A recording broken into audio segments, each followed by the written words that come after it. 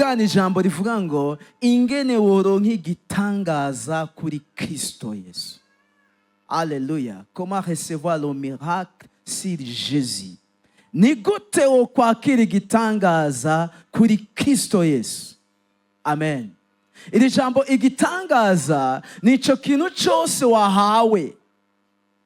Ikintu wahawe kubamo, ikintu wahawe kugira, ariko ico kintu kikaba cyaje mu buryo bw'igitangaza. Igitangaza bivuga ngo birarengeye ubwenge bw'abantu.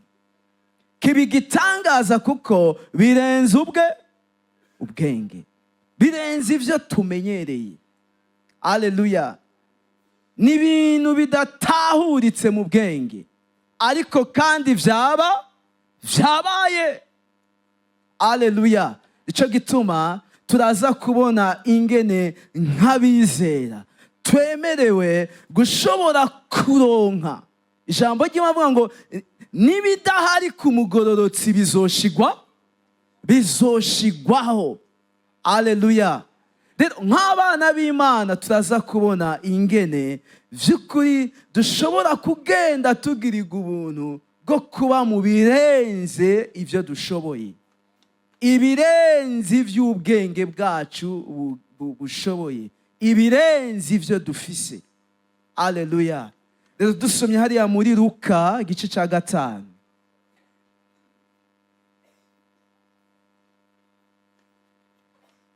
Muri Luka igice ca 5 kuva ku murongo wa 17 gushika ku murongo wa 26. Luka igice ca 5 murongo wa 17 gushika ku murongo wa 26. Aravuga ati, umunsi umwe Yesu ariko arigisha, abafarisayo n'abigisha ivyagezwe bari bicayeho, bavuye mu mihana yose, Galilaya, Yudaya, Yerusalemu, kandi ubushobozi bw'Imana bwo gukiza indwara bwari kuri we. Bwari kuri nde? Bwari kuri Kristo Yesu. Maze haza abagabo bazanye ikimuga, bagiteruye mu nderuzo, barondera ingene bacinjiza ngo bagishire imbere yiwe, ngo bagishire imbere ya Yesu. Babuze aho bacinjiriza ku bw'ishengero, burira hejuru ku nzu, bagicisha mu mategura ayisakaye, bacururutsa mu nderuzo hagati y'abantu imbere ya Yesu. Abonye ukwizera kwabo, aravuga ati, ewe muntu, ivyaha vyawe urabihariwe.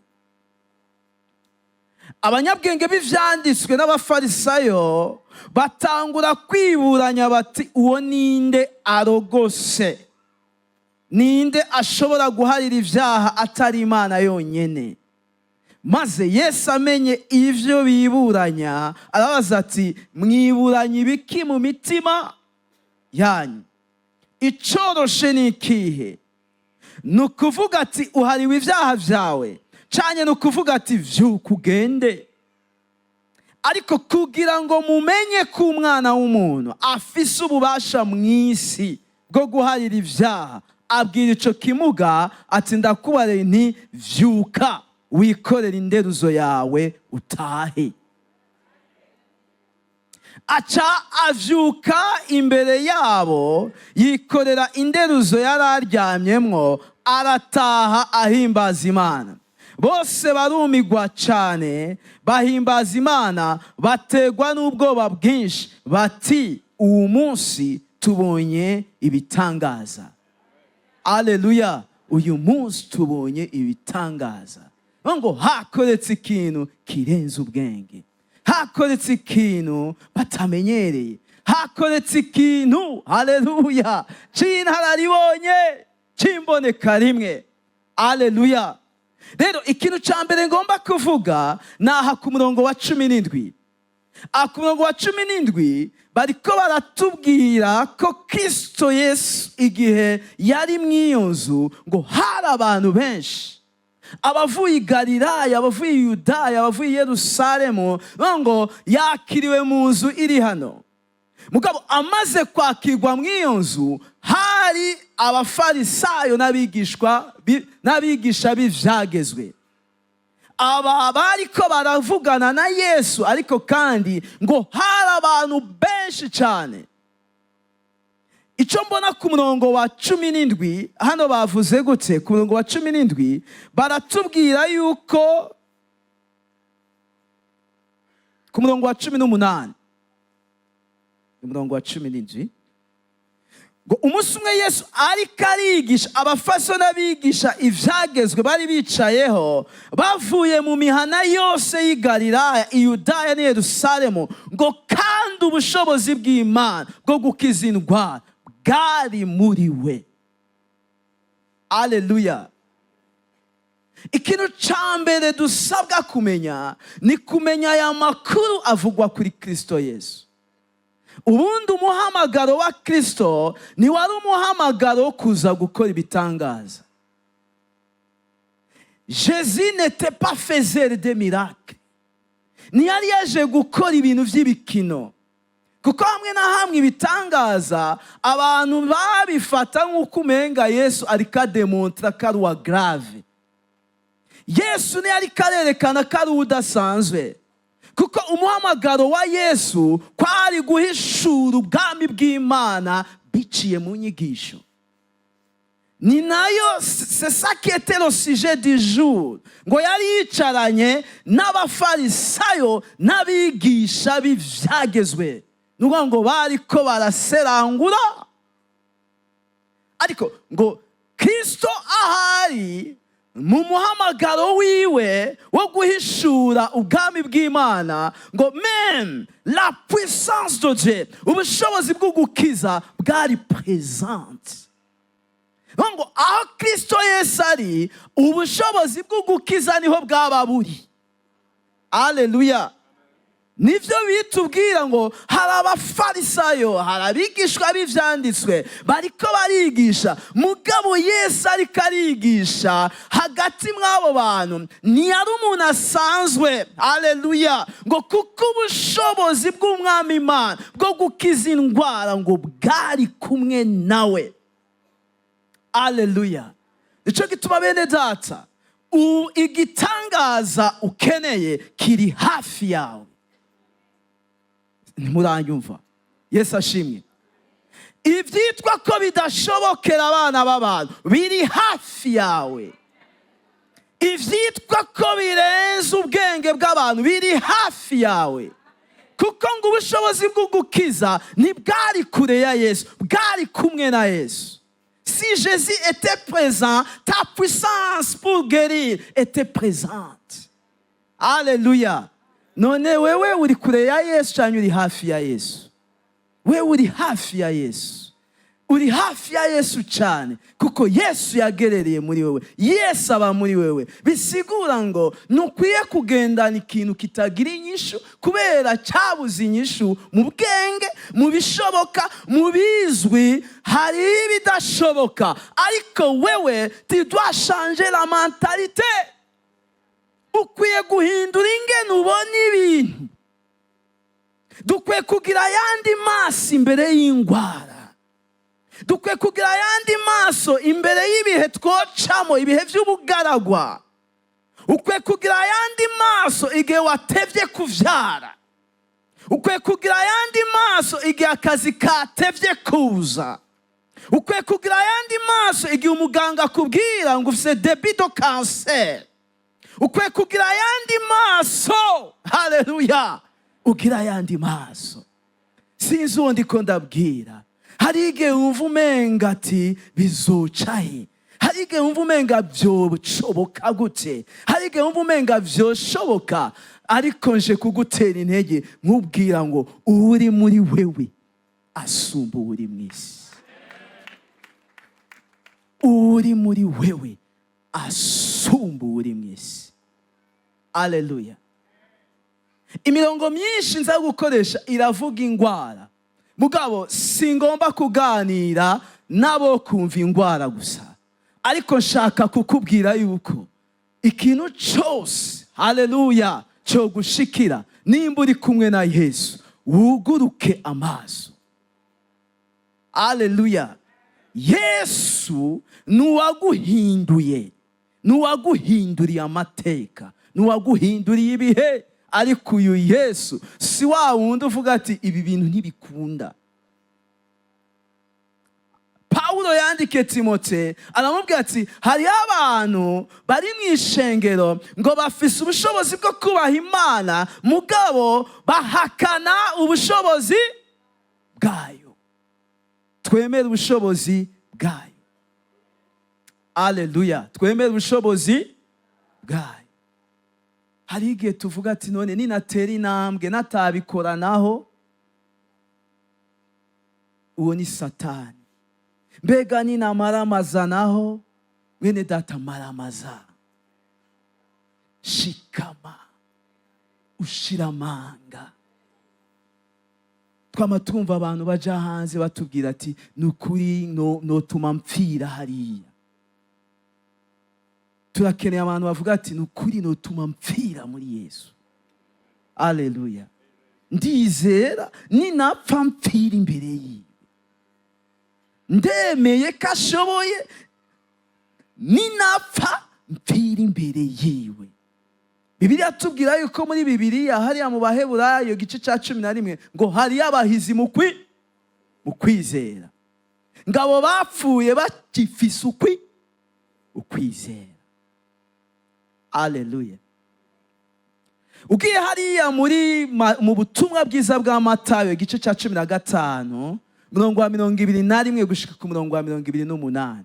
Matthieu 15. Ngo Yesu arahava aja ahegereye muri Tiro ni Sidoni. Umunyakananikazi ava mu ntara yaho aratakamba ati ngirira imbabazi se mugenzi, mwana wa Dawidi. Umukobwa wanje afashwe nabi na dayimoni, hari impwemu mbi, hari intandara, hari ukubohwa, hari ivyiyumviro, hari gushigwa hasi n'impwemu mbi. Nawe ntiyamwishura ijambo na rimwe. Abigishwa be baza kuri we baramwinginga bati murungike kuko agenda aradusemerera inyuma. 24. Arabishura ati sinatumwe ku bandi atari ku ntama zazimiye z'inzu ya Isirayeli. Amushikiriye aramupfukamira ati nabarase mugenzi. 26. Aramwishura ati si vyiza kwabira umutsima w'abana ukawuterera utubwa. Uyu mugore ni umunyamahanga, ariko kandi arazi ko Yesu ashoboye. Ikigira gatatu yamwegereye, yaje kumurondera. Yesu namwanye ko atabishoboye, mugabo Yesu ariko aramubwira ati les miracles sont destinés aux enfants. Ibitangaza, ikintu urondera, igitangaza urondera si icawe ni ic'abana. Aha hariho abana b'Imana. Haleluya. Ibikomeye ni ivyawe. Ibikomeye, ibiyobeye, ivyananiranye ni ivyawe. Ico uyu mugore yari karazira nuko ari umunyamahanga. Suko bidahari, suko Yesu atabishoboye, suko azanya akayobera abahinga. Ati sinatumwe kuba ari bo bose, natumwe ku ntama zazimiye za Isirayeli. None nawe uri umunyamahanga, bisigura ngo tu ne fais pas partie. Nuri muri serge, nuri mu mugwi, nuri mu nzu yaberewe kwakira igitangaza. Aha ndahakura iki? Ndahakura ijambo rivuga ngo igitangaza urondera, ikintu ukeneye. Niba uri umwana w'Imana, ntutinye kwegera Imana. Ntutinye kwegera Imana. Yesu ukubohoka uyu mugore akeneye, ugukira uyu mugore akeneye, iki gitangaza akeneye, Yesu acita umukate. Haleluya. Children bread, umukate w'abana. Imbere ya Yesu ibikomeye wewe si bikomeye, mu maso y'abantu ibikomeye imbere ya Yesu si bikomeye, ahubwo avyita umukate w'abana b'Imana. Wakira umukate wawe mu izina rya Yesu. Wakire gukira kwawe mu izina rya Yesu. Wakire kugurirwa, wakire gutabagwa, uguruka amaso ubone yuko utagiye kumera nk'uko babivuga, umene yuko ikiringo si nk'icyo bavuze, umene yuko akarimbi si kajya bashizeho, ariko utahura ati ndi umwana w'Imana. Haleluya. Yesu ashimwe.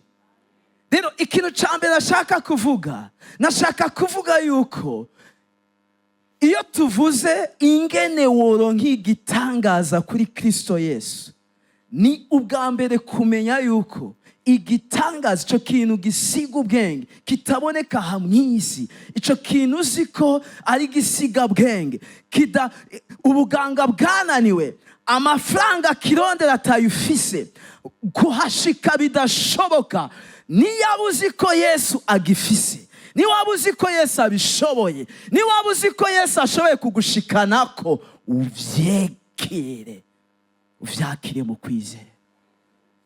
Ntubone ko ari biri kure. Yesu aravuga ati, mugore, natumwe ku ntama za Isirayeli, sinatumwe ku banyamahanga. Ikindi gihe Yesu yinjira mu nzu mu isinagoge, ahasanga umugore ahetamye, ngo yari yarahetamishijwe n'impwemu mbi, ngo Yesu amukorako, ngo umugore aragororoka neza. Ariko araraba abafarisayo, arabona ko hari ikibazo, kuko ngo hari ku isabato. Yesu aravuga ati, uyu ni umukobwa wa Aburahamu. Haleluya. Uyu ni umukobwa wa Aburahamu. Bene data, imigisha yose ya Aburahamu ni gwawe mu kwizera. Gukira ni kwawe mu kwizera. Kubohoka ni gwawe mu kwizera. Kazoza keza ni nakiwawe mu kwizera. Haleluya. Indero y'abana bawe izotoka mu kwizera. Yesu ashimwe. Uyu munsi baradukanga ngo abana babakizwa ngo nibataco bavamo, bazovamo ikintu mu kwizera. Haleluya. Na cyane cyane twebwe abapastori bashize kwitwe bakavuga ati, oya mwebwe uburorero burahari, abo muvyara ni watoto wa Levi. Bana bacu Pasteur na Christian Balevi, siyo Balevi. Ubu mugabane wabo w'impwemu turawizera mu izina rya Yesu. Haleluya. Rero ikintu cya mbere bene data, numva no kugura amaso nkakubwira ko uri umwana wa Aburahamu, uri umwana wa Yesu, uri umwana w'Imana. Haleluya. Yesu nibimuryohera igihe dufise mentalite y'ibintu bidashoboka, igihe twumva umenga iki vraiment ndamukunda Yesu, ndamukunda, mugabo iyi ngwara ni gwanje, iyo ngwara si gwawe, ngiyi ni karande, ngiwacu ntitwubaka. Ninde yakubwiye ko wanyu mutubaka? Uwo muvumo si gwawe. Haleluya. Rero mbona ikintu cya mbere ni ukumenya yuko le miracle pour les enfants de Dieu est disponible. Haleluya. Ibikomeye dukeneye, ibyo turiko turacamo bihambaye, ibyo twiteze biri disponible, birahari, biri à la portée de nous. Dusabwe iki? Kuguruka amaso. Haleluya. Tukavuga ati, sizopfa zobaho mu izina rya Yesu. Iyo umuganga aguhaye 6 mois, erega siwe, c'est la science. Ni kiriya cyuma akoresha cyabivuze. None wewe ugendera ku by'icuma. ni kijya cyuma kiguhaye simwa. Cyuvuga ati dogiteri Imana iguhezagire ndumvise iby'icuma. Ariko hariya hari izindi doctrine, hari ubundi buhinga. Haleluya, hari ubundi buhinga, hari ubundi bwenge. Hari Imana ihindura ivyase guhinduka, ikora ibidashoboka. Ni Imana ikomeye, nta kinanira. Ni Imana ikomeye, kandi ubwo bwenge bw'Imana n'ubw'abana b'Imana.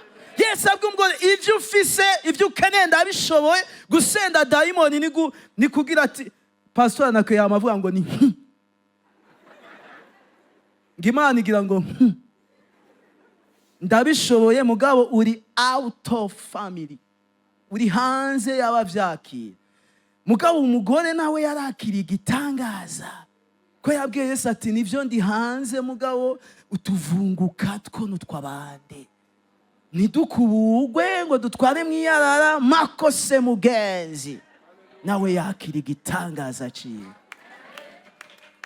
Bene data, irifo ko tworosha imitwe tuyorohereze mu cy'Imana ivuga. Orosha umutwe worohereze mu cy'Imana ivuga. Haleluya. Orosha ibintu uvyorohereze mu cy'Imana ivuga, biraza gucamo. Haleluya. Rero ikigira kabiri, ubwa mbere nukumenya yuko ingene woronka igitangaza, nukumenya yuko gutabagwa igitangaza ibikomeye ibidashoboka biri disponible, birahari, biri n'ivyawe, biri ku meza. Imana ibifitiye wewe. Haleluya. Ikigira kabiri tubona aha ku murongo wa 18 ngo maze haza abagabo bazanye ikimuga bagiteruye mu nderuzo, barondera ingene bacinjiza ngo bagishire imbere ya Yesu. Hano tubona hariho obstacles zibiri muri kino gisomwa. Obstacle ya mbere canke inzitizi ya mbere nuko umugwayi bazanye araremvye kandi agwaye ingwara idakira. C'est le paralytique. Sivyo? Aramuga. Yesu ashimwe. Afise paralysé quelque part. Sinzi ko gwari uruhande, mugabo yaramuga, agwaye ingwara idakira mu bijanye n'ubwenge. Ariko ikindi no gushikira Yesu ntibishoboka. Kuko mu nzu haruzuye, hanze haruzuye, hose haruzuye, hari infu, hari abantu benshi, ntibikunda ko Yesu ashikirwa. Hari inzitizi zibiri. Umuntu bazanye nta vyizigiro. Aho bamuzanye kwa Yesu ntibafise aho baca. Ariko tubona ikintu kidasanzwe Yesu yabonye mu bazanye uyu muntu. Ngo bakoze gute? Ngo bakoresha ubwenge, ngo bararaba, baravuga ati uko biri kose Yesu niyari canye niyari. Kari yari rero biguma vyoroha, turamushikira tu. Nimba dusenya inzu, tariko dusenya inzu abantu bohahonera. Ariko reka tuduge, ducomore ibati rimwe canke amabati abiri, uyu muntu tumwurize, tumumanure hehe? Ku birenge vya Yesu. Umanutse hariya tubona Yesu ikintu camukozeko ni igikorwa c'aba bantu bazanye uyu mugwayi. Nitubona Yesu araba uyu mugwayi ngamubwire ngo ukwizera kwawe. Mugabo ngo Yesu abonye ukwizera kw'aba bagabo bamuzanye, acagira icakoze. Haleluya. Niko ijambo ry'Imana ryavuze. 18 ngo maze haza abagabo bazanye ikimuga bagiteruye mu nderuzo, barondera ingene bacinjiza ngo bagishire imbere yiwe, babuze aho bacinjiriza kubw'ishengero, burira hejuru mu nzu bagicisha mu mategura ayisakaye, baracururutsa mu nderuzo hagati y'abantu imbere ya Yesu. 20 abonye ukwizera kwabo, si ukwizera kwa wa wundi bazanye kuri burankari, ni ukwizera kwa bariya bagabo bane baje bamuteruye. Abonye ukwizera kwa bande kwabo, yaciye abigira gute?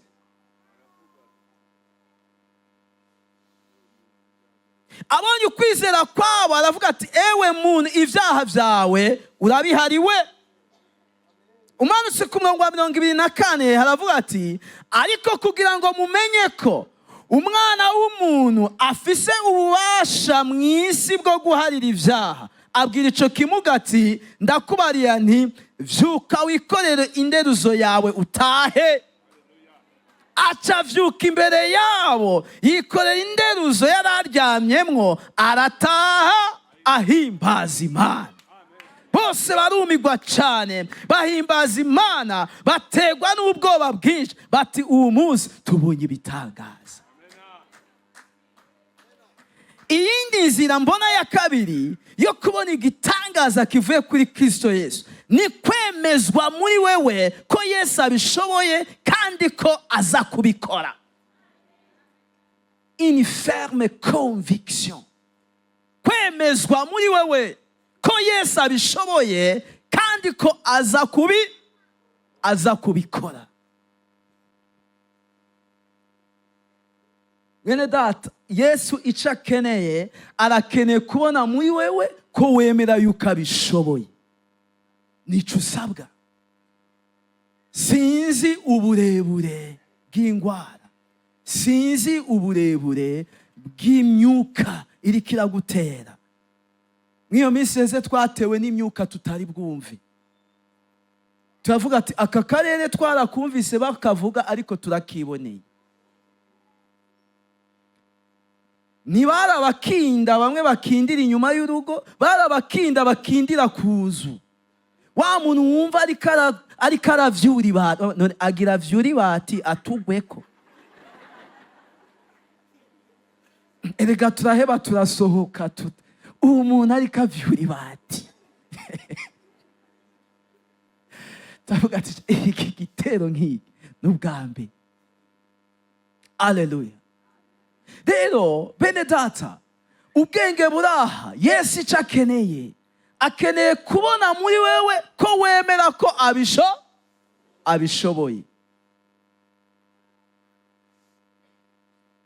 Ubundi ijambo ry'Imana ritubwira ko Yesu icyo akeneye, Yesu nakeneye kumva bavuga ukwizera kwawe. Yesu nakeneye kumva uvuga ukwizera kwawe. Yesu akeneye kubona ukwizera kwawe.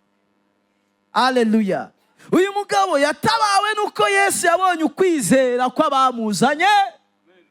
Ukwizera kugomba kurengera ko kwavuzwe, ukwizera kugashika mu bikorwa. Icereka Kristo Yesu ko muri wewe wemera yuko abishoboye ni gikorwa ukora. Une action correspondante de ta foi. Yesu yamakenera l'action correspondante.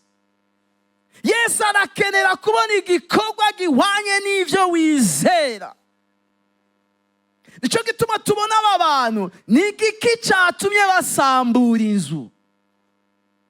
Yesu byamutangaje gute aba bantu basambuye inzu.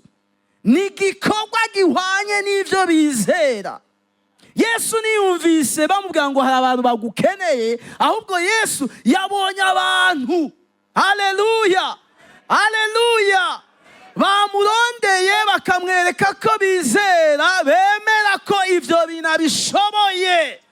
bidusaba kumubona gusa, bidusaba kumushikira gusa, bidusaba gushikana uyu muntu ahari gusa. Bigusaba iki? Bigusaba kuja mu cyumba cyawe, bigusaba kuja hahantu kuri kakarago, umutima wawe wugururiye Yesu. Haleluya! Udakekeranya ko abishoboye kandi ko aza kubigukorera.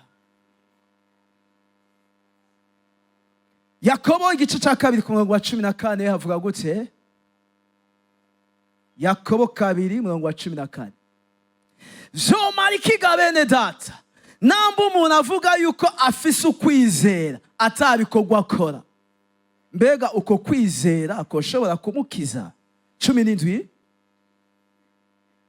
Niko bimeze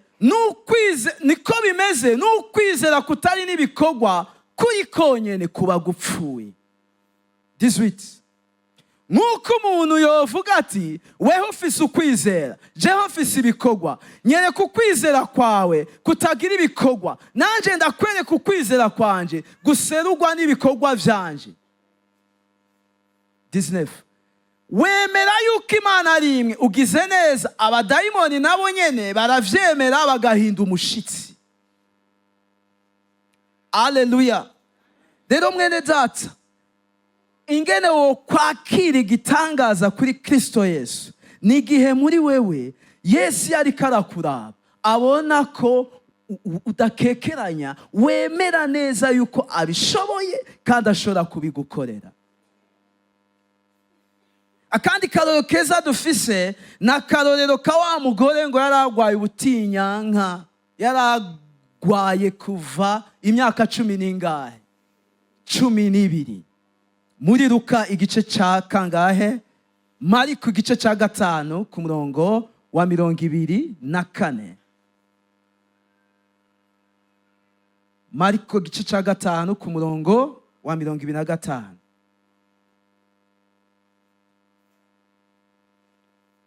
Ngo kandi umugore agwaye kuguma ava amaraso yarabimaranye imyaka 12. Yababajwe cyane n'abavuzi benshi bamumariye ibintu vyiwe vyose, ntihagira ico bamumarira, mbere arushiriza kugwara. Yumvise ivya Yesu. Ndakunda uyu murongo, iraire information. Yumvise ivyande vya Yesu. Nibiki yumvise? Yumvise ko Yesu abikora bigakunda, kavuga bikemera, kiyo yuguruye atawugara, kiyo yugaye atawugurura, kategeka bigaku, niwabirema, niwabishiraho, niwabizana. Ntushobora gupfa atakurekuye, ntushobora gupfa atakurekuye. Haleluya! Uyu mugore rero hano ku murongo wa 27 ngo yumvise ivya Yesu, araza aca hagati y'ishengero, amuturuka inyuma, akora ku muzu yiwe. Uyu mugore ntiyumvise ivya Yesu ngavuga ati nta kundi nzoronka akaryo kuko Yesu aca muri kano karere, kumbura Imana izonyibuka. Nukuri niteze Imana. Aho uri kuvuga ukwizera. Yesu akeneye kubona cyo gituma uyu mugore ngo yahagurutse, ngo kuko ivyintu vyiwe vyari vyaraheze, ngo arahaguruka akora iki? Aha ku murongo wa 27 ngo yumvise ivya Yesu, araza aca hagati y'ishengero, amuturuka inyuma, akora ku mpuzu yiwe. Yari yibwiye ati niyo nokora ku mpuzu yiwe gusa nokira. Erega vyamubereye ko ngako kanya ngaraza. Ntivyari vyoroshe kuza ahantu nkaho ufise ico cago, kuko waba uhumanye, wategezwa kuja hanze y'imihana. Aravuga ati naho bibujijwe kuza mu bantu ufise icago, jewe ndagiye nyira ndakira, imfa ndapfa, ni homboke. Ni kimwe si bibiri.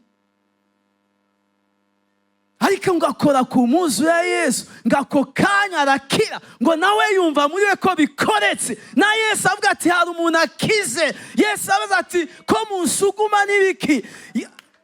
Si kesho yo kunsuguma, hari umuntu akize. Uyu mugore aravansa avuga ati ego ni jewe nkize, inoti yari yaraheze, naka yariyaya, uwundi aryaya, itongo riryuyu, umudugu ryuyu, ibintu byaraheze, impuzu ziryuyu, barandiriye ibintu byose barabimara, ariko ndakira igitangaza. Haleluya. Ndakira igitangaza. Bene data, birashoboka. Ubundi ibi ni bimwe bama bavuga kuba umusazi wo muri Yesu. Hahandi uvuga ati nuko bimeze, reka nanjye rero numire kuri Yesu. Uyu mukenyezi yumira kuri Yesu. Rero tubona nawe ntiyavuze ukwizera. Yesu ntiyavuze ukwizera k'uyu mugore. Yesu yabonye ukwizera k'uyu mugore, yavuye ahari araza, nawe arasunikana, ararampa, aca mu bantu arabasunika, kuko yarase revelation. Hari ijambo yari afise rimubwira ngo burya uriya mugabo ni kumukora ko gusa. Akora ku mpuzu yiwe, aca arakira. Haleluya. Uwundi ni wa mugabo muri Luka 2:10. Nawe yakira igitangaza kubera Yesu yabonye ukwizera kwiwe. Ngo umushumba we wakunda ngo yaragwaye, ngatuma abantu biwe kuja guhamagara Yesu. Igihe Yesu yari ku nzira ariko aragenda, wa mushumba, wa mugabo w'ingabo, wa mushefu, haleluya, akora igikorwa. Il a fait une action correspondante. Akora igikorwa gisunitswe n'ivyo yemera. Atuma abantu ati genda mumubwire ya mugabo ati nibikwiriye kuza mu nzu yiwe gusa, yarumvise ivyawe, amakuru yawe arayazi, nagukekeranya, arabizi, vuga ijambo rimwe gusa. Yesu aravuga ati timwumvise ivyatumye ngo mvuge ijambo ryiwe gusa. Yesu yaciye akata, ntiyavuze ngo umwana arakize. Yesu aravuze ati mwumvise ivyo umuntu avuze, sinari bwumva ukwizera kungana n'uku, nimuze dusubire i Galilaya, dusubire mu bikorwa. Yesu asubira mu bikorwa, intumwa nazo zisubira kwa wa musirikare, ngo bahashitse basanga umwana yakize. Haleluya. Yesu akeneye kwemera, kubona kwemera muri wewe, kwemera ko wemera kabishoboye. Iyo muri ko muriga ibi bisomwa, muza kubona abantu bose Yesu yagiye aratabara, n'abantu batangariye. Haleluya. N'abantu yatangariye ingene babyitwayemo. Uyu munsi ikiriko kiratwica, si biriko birica abandi. Ikiriko kiratwica uyu munsi n'ingene turiko turavyitwaramo nk'abakizwa. Yesu ashimwe. Yesu ashimwe. Haleluya. Namanumviriza ingene umukozi w'Imana akoreshwa ibitangaza kisi ndi ku Mana. Aha mu Kigobe navyo twakira. Tuvyakire. Tuvyakire.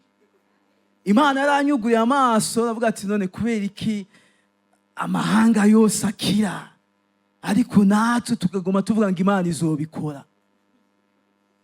Erega principe nijya. Nijya. Ni conviction. Ni kuza imbere ya Yesu wumva yuko abishoboye kandi aza kubikora. Gumaho nyene. Arabishoboye kandi araza kubikora. Ivyo rero ko abirose nk'umujo, cuja mu cyumba cyawe. Erega ntituri mu cyumba. ja hehe? Go in your room. Ja mu cyumba iyugarane, bwira Imana ati ni wewe usigaye, defanseri wa nyuma nimba atari uwa mbere. Abakinye football hariho uwo bita Libero, ni umudefanseri wa nyuma nimero 5. Ujya hari inyuma ni myugariro, niwe baba bizeye. Iyo acenzwe ibice 99% igori riba riri indani. Ariko dufise Libero de Libero, Kristo Yesu, wewe ntaba elimine, nakugwamo ng'ikitsindo cinjire, ntacengwa, kanseri ntimucenga, migraine idakira ntimucenga, uburozi ntibumucenga. Bigusaba kumwumira ko gusa ukavuga ati gupfa nahanye bantoraha. Bantorahe? Bantoraha. Yesu akunda abantu bavuga ati bantoraha ku birenge vyiwe, ndemera ko uyu mwami akomeye, ninapfa mfira ku birenge vyiwe. Haleluya, amena. Nayigeze kuba mfise inyifata itariyo, nama nayishinga intahe ngaha, ingene nabona Rogera de la maison ndimo y'impangano nkiruka.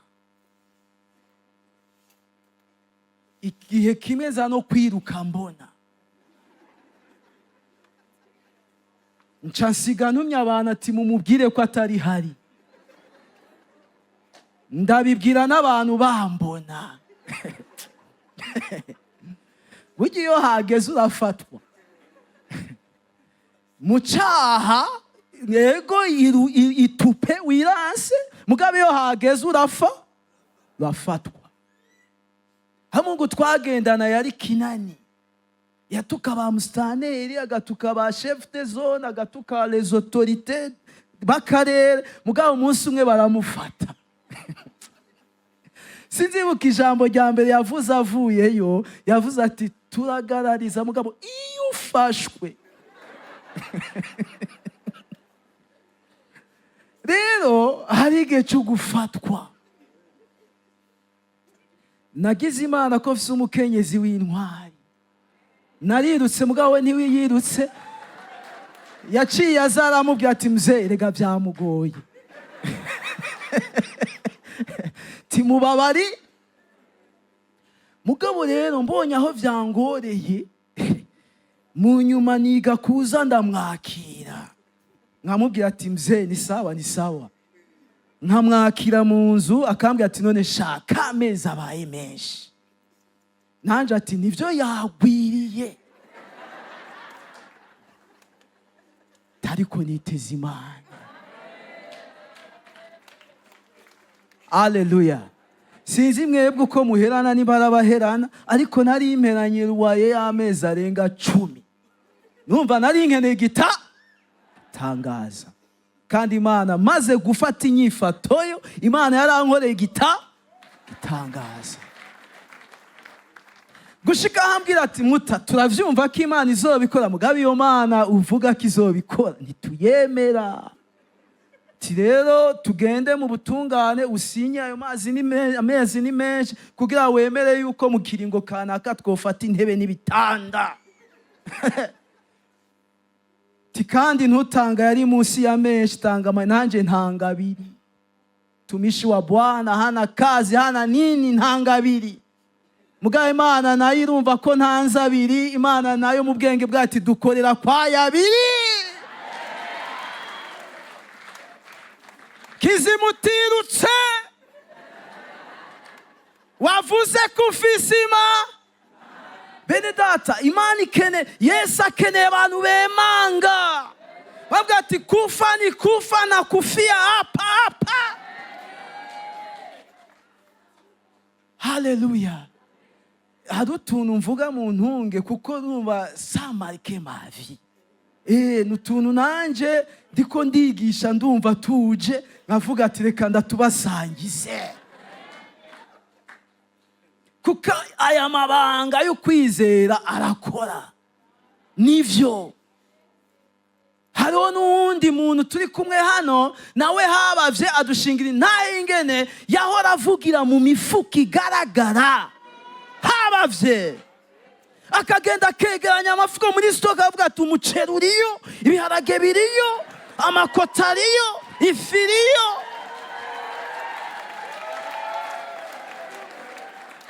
Umugabo akamuraba ati kwa Rujanti mbe baratwakiye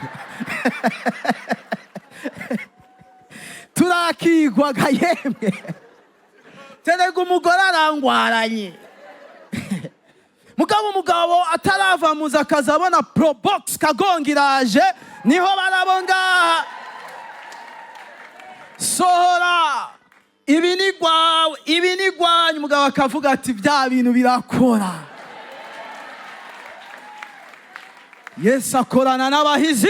Dukomere Imana amashi, dusenge turangiza.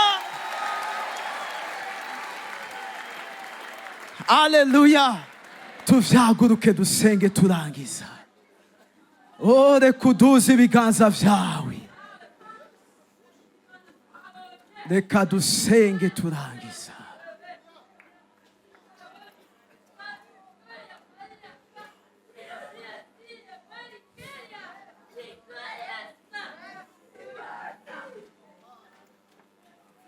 Reka uduze ibiganza vyawe dusenge turangiza.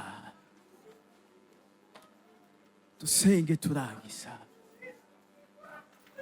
Wereka Imana ahuri. Imana iragusanga aho nyene. Usabwa iki? Usabwa kwemera kuri ya Yesu yagukuye mu vyaha. Ntasaza sumutama yashaje. Il est vivant.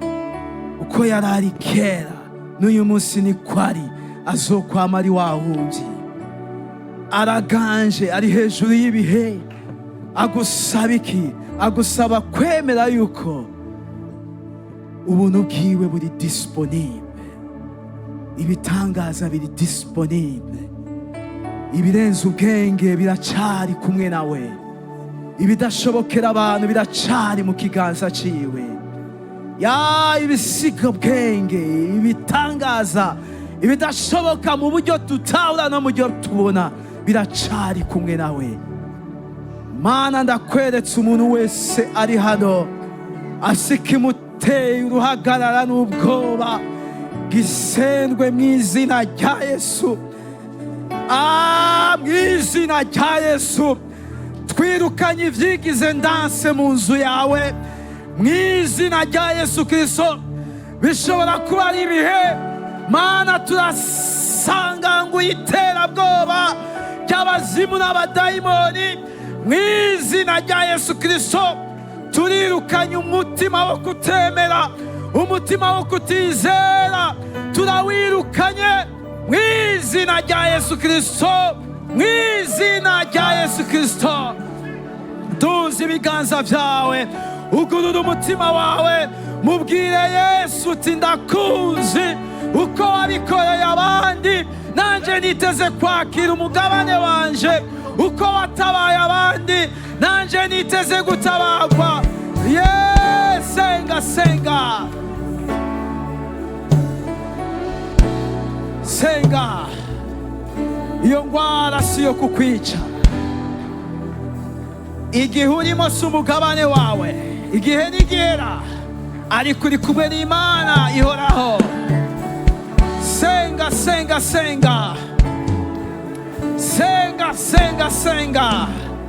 gendana n'igihe c'Imana. Reka kugendera kubiboneka, reka kugendera ku vy'abantu bavuga, reka kugendera ku vyiyumviro vy'isi, reka kugendera ku majambo y'abantu, reka kugenda urabisha amaso aboneka, reka gukekeranya, reka gutinya, reka kwijijanya imitima. Hagurukana umutima umwe wizera, egera Yesu, mubwire ngo uri umwami ufise ubushobozi, uri umwami bwo gukiza, aho uri hari ububasha bukiza. Uri umwami akomeye, uri umwami akora ibimenyetso n'ibitangaza, uri umwami ahindura ibyase guhinduka, uri umwami yugurura imiryango yase kuguruka, uri umwami yugurura imiryango yase kuguruka. Uri Imana ibohora imbohe, uri Imana ibikora, uri Imana ibirema, uri Imana ibishiraho, uri Imana nyamana, uri Imana ikomeye. Tugukomeye amashyi menshi.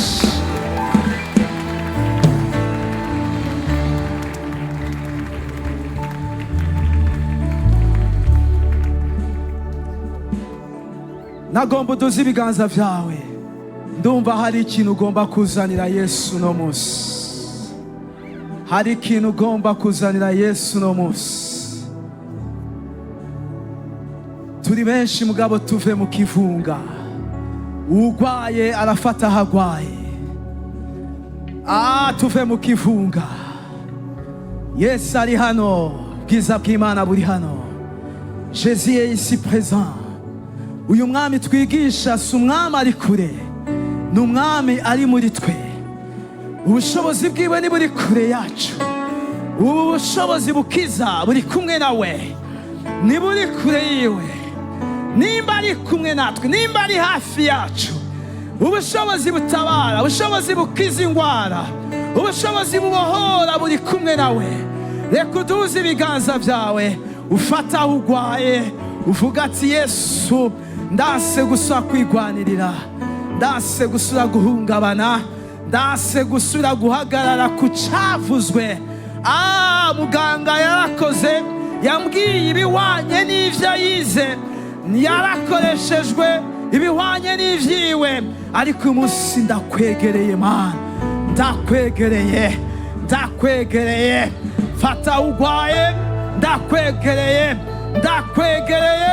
Umubwire ngo Yesu, ndakwegereye. Nanje uyu munsi ndumva intambuko zigaragaza ko nemera ko ubishoboye, zigaragaza ko nemeye kubikora. Ndumva muri jewe zavyutse, zavyutse, zavyutse. Danse gusaba guhagarara ku by'ubwenge bumbwira, danse guhagarara kuri la science, danse guhagarara kuko abandi vyagenze, danse guhagarara kuko vyagendeye abandi, danse guhagarara kukuntu bisanzwe bigenda. Ndakiriye igitangaza, ndakiriye gukira, ndakiriye gukira, ndakiriye kubohoka, ndakiriye amahoro, ndakiriye umunezero, ndakiriye intsinzi, ndakiriye kunesha, ndakiriye Imana muri je, ndakiriye, ndakiriye. Reka ukoma akaruru k'intsinzi. Akaruru, akaruru, akaruru k'intsinzi. Yesu, Yesu, Yesu, Yesu, Yesu, Yesu, Yesu, Yesu, Yesu, Yesu, Yesu, Yesu.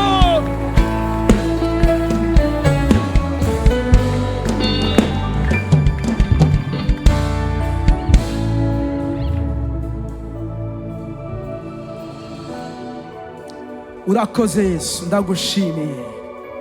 Iri jambo ni iryawe, ni iry'ubwoko bwawe.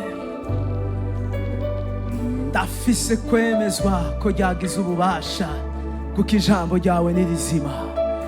Ndabona imitima ryatewemwo yasubijwemo inkomezi. Ndabona imitima yaryakiriye yanagutse. Ndabona imyuka mibi yahunze. Ndabona ibitero byari byahagurutse bitagifise inkomezi. Urakoze Yesu, ishimwe ribe ryawe n'icubahiro, mu izina ryawe Yesu seze dushima.